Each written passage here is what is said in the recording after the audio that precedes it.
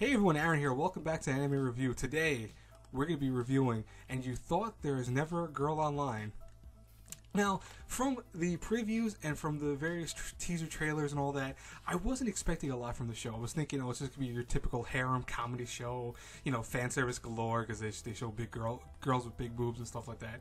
But what we end up getting in the long run actually is a fun show that has a lot of heart to it, and even though it's average in a lot of ways, it still is something that I've left feeling, hey, I like this show. I thought it was interesting and just overall good.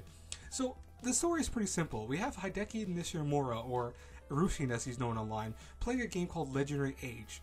Now, at the very beginning, we have Rushin, because I'm going to call him that from here on because I hate saying his whole name, Hideki.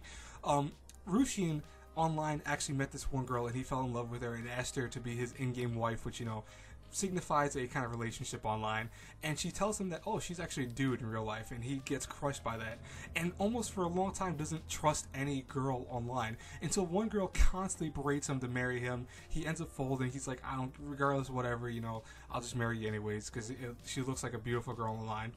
And ironically, then his small guild called the Alley Cats decide, hey, let's have an offline meeting, let's meet up each other in real life and see what we're all about and stuff like that. And when he actually gets there, he learns that his whole group, which was all dudes except for his in-game wife, actually turned out to be all girls. And ironically enough, they're all from his school.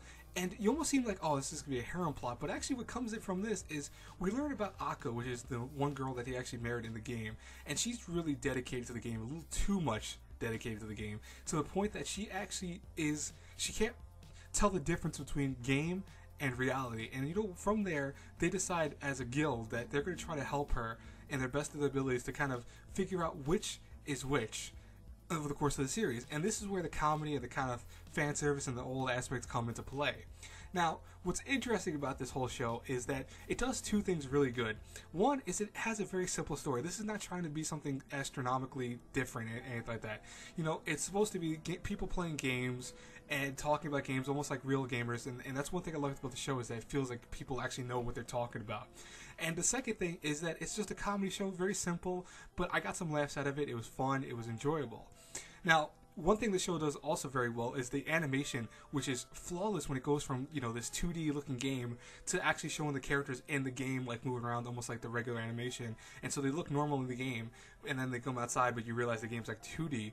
But they actually make it so it feels like you're actually how they are representative in the game itself. And I think that's a lot of fun. And overall, the animation is actually pretty good. I like the characters. I like how they're drawn. They have some cliches to them here and there, but overall, we're a very nice look to them, and I love the actual backgrounds and stuff like that. The animation isn't stellar, but it's actually very good nonetheless. Now, also another thing I liked is I liked all the voice acting. I thought all the voice actors were very solid. They all fit their characters, and they were a lot of fun.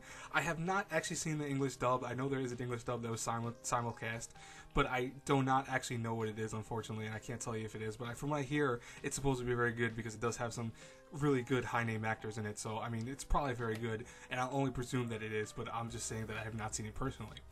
Overall, the music was not that great. I'm not a huge fan of the opening and closing. I thought they were okay. They didn't really do anything for the show, but it was a fun show nonetheless with the music. It fit the mood, it fit the setting and stuff like that. Now, honestly, this is what I'm about to say about the show, though. Everything's average of the show, and it kind of works, it kind of doesn't. I felt that I enjoyed the show for what it was. I didn't get anything that more or less what I wanted, and surprisingly, despite it looking like a harem and almost seeming like a harem, it actually was not a harem. It was actually more so just focused on a singular romance between these two, and had some fan service, of course, thrown in. You have girls with big boobs, of course, and various etchy scenes here and there, but they were never like so in your face that it constantly berates that comedy. It made sure that the show was just overall enjoyable, not trying to be too etchy and not trying to be too creepy factor. Overall, that's why if I had a review and you thought there was never a girl online from an A through F, I have to give it a solid B. I think the show did a good job. Was it great? No, it wasn't great, but it wasn't bad either. It was just right between. And honestly, from what I get out of it, I enjoyed it highly. I felt like every episode was fun. Was every episode great? Not really, but every episode had its purpose, had its meaning, and honestly, for a 12-episode show, it did what it was supposed to do. Anyways, guys and girls, I hope you enjoyed this review. As always, like, comment, subscribe, share the video, whatever you want to do. And as always, until our paths cross again in the next review, have a good one, everyone. Bye-bye.